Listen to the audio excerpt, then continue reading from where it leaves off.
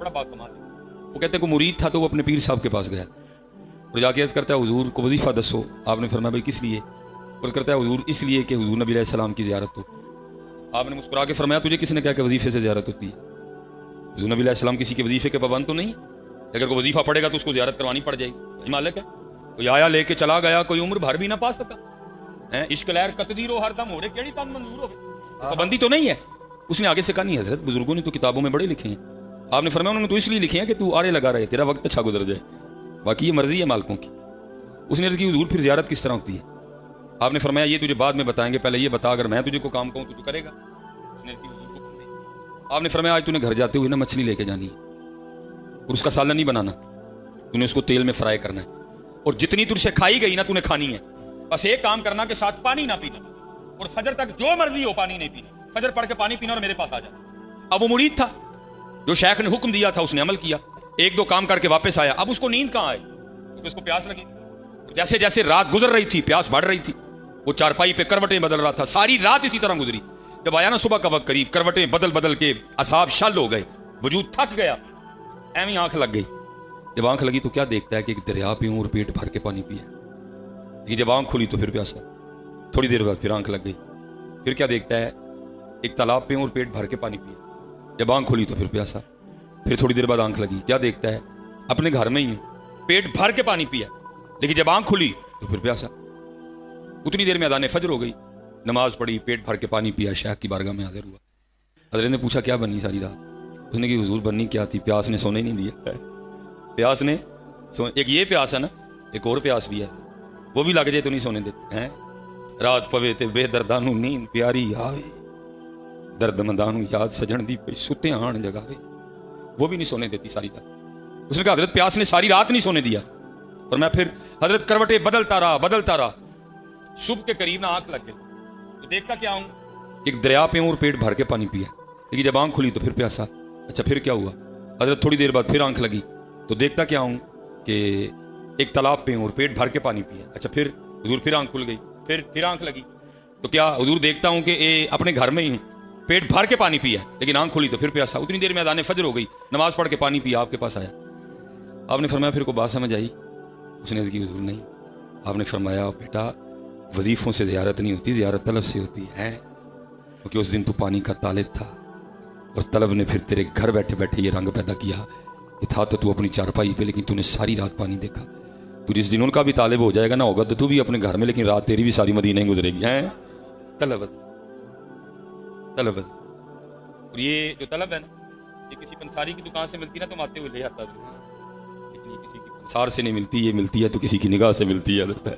ہاں اقبال نے نہیں کہا تھا گراج بھی کوئی شعیب آئے میسر, گراج بھی کوئی شعیب آئے میسر, شبانی سے کلیمی 2 قدم ہے. یہ کسی کی نگاہ سے ملتی ہے, یہ کسی کی صحبت سے ملتی ہے. زبانی کلمہ ہر کوئی آکھے, دل دا پڑدا کوئی, جتھے کلمہ دل دا پڑدے جیب نو ملے نہ ٹوئی ہو, دل دا کلمہ عاشق پڑدے کی جانن یار گلوئی ہو. اے کلمہ میں نو پیر پڑھایا میں صدا سہاگن ہوئی ہوں. علی فلا چمبے دی بوٹی مرشد من وچ لائی, نفی اس بات دا پانی ملیا ہر رگے ہر جائی ہوں. بوٹی اندر مشک مچایا جاں پھلن تے آئی ہوں, جیوے کامل مرشد باہو جے بوٹی لائی ہوں.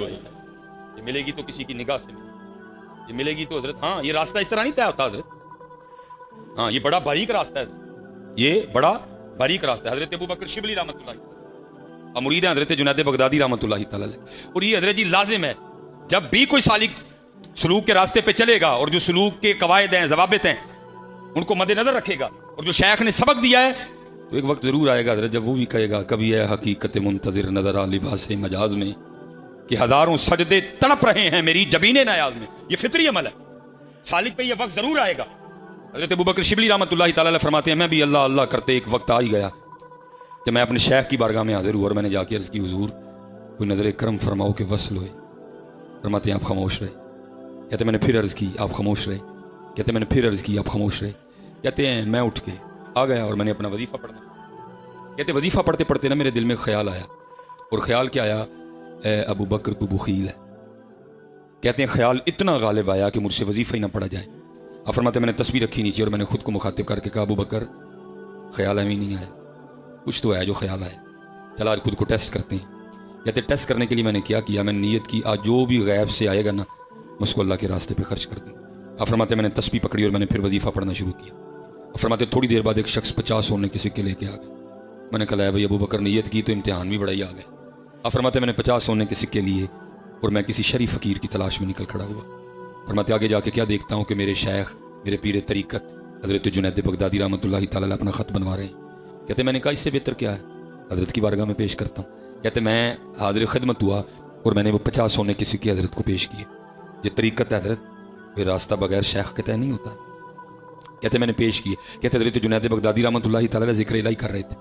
کہتے آپ نے زبان سے کچھ نہیں ارشاد فرمایا, آپ نے آنکھوں سے مجھے اشارہ کیا کہ یہ پیسے نائی کو دے دے. حضرت ابو بکر شبلی رحمۃ اللہ تعالی علیہ فرماتے ہیں میں نے دل میں خیال کیا وہ نائی کی اجرت تو ایک چاندی کا سکہ بنتی ہے, یہ 50 سونے کے سکے ہیں جس کی اجرت ایک چاندی کا سکہ بنتی ہے, حضرت اس کو 50 سونے کے سکے دے رہے ہیں. لگتا ہے حضرت کی نظر نہیں پڑی کہ یہ 50 سونے کے سکے ہیں.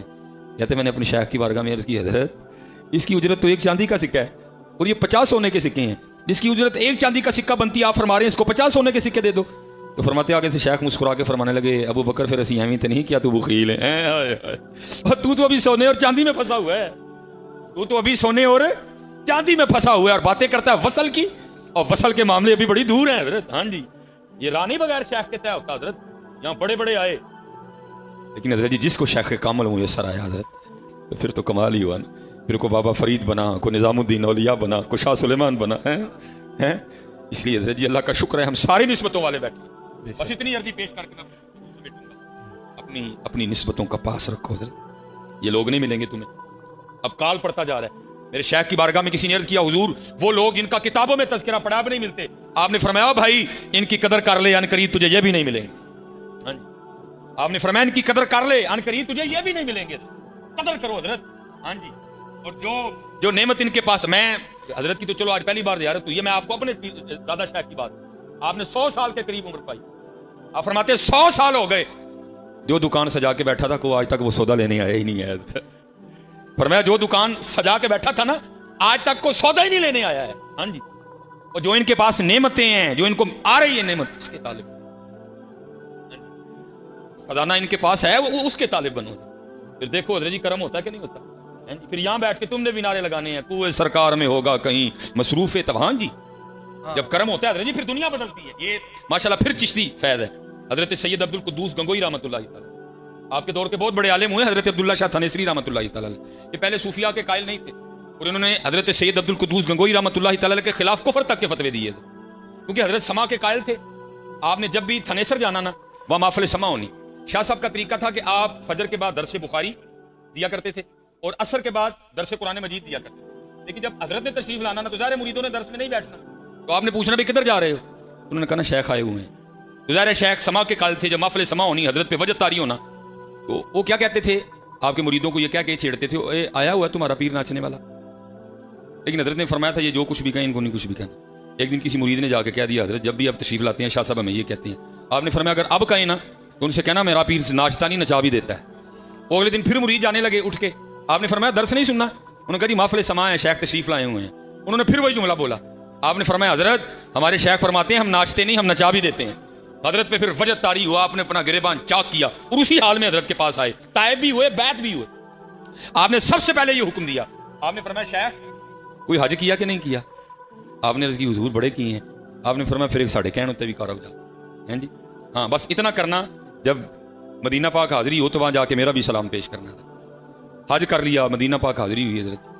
حضرت جی خود کا جانا کچھ اور ہے لیکن بھیجا جانا کچھ اور ہے.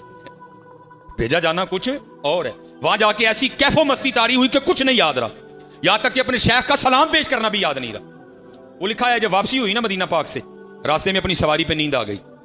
خواب میں شیخ کی زیارت ہوئی. آپ نے فرمایا شاہ جی تانوں آکھیا سی میرے نانا جان دی بارگاہ چ میرا سلام پیش کریو. سلام ہی نہیں جی پیش کیتا. انہوں نے سواری رکوائی واپس آئے سلام پیش کیا. لکھا ہے کہ روزہ مبارک سے آواز آئی اپنے پیر بدعتی کو ہمارا بھی سلام کہنا. ہاں جی کچھ ہوتے ہیں جن کو جواب بھی دیا جاتا ہے. اور جو لفظ بدعتی بولا گیا وہ اس لیے تھا کہ جیسے آج آپ میلاد منائیں تو بدعتی, جلوس نکالیں تو بدعتی, 11ویں دلائیں تو بدعتی, عرس کروائیں تو بدعتی, جی نلین لگائیں تو بدعتی.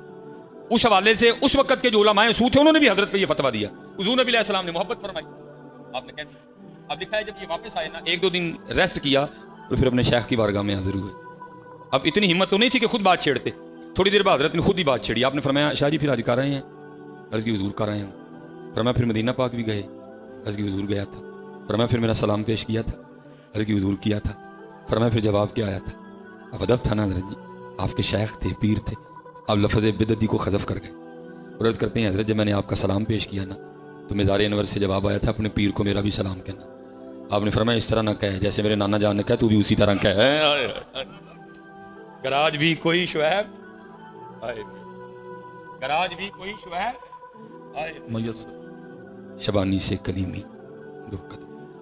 یہ موقع حضرت روز روز نہیں مل رہا ہے. بس میں اپنے لیے بھی دعا کرتا ہوں، آپ کے لیے بھی دعا کروں گا اللہ ہمیں مرید بننے کی مرضی. وہ مرید کون ہے؟ جس کی اپنی مرضی کوئی نہیں. مرید وہ ہے جس کی اپنی مرضی کوئی نہیں. اللہ ہماری ان خانقاہوں کو سلامت رکھے. اللہ ہمارے جو صاحب ہیں اللہ ان کو سلامت رکھے. وما علینا الا البلاغ المبین.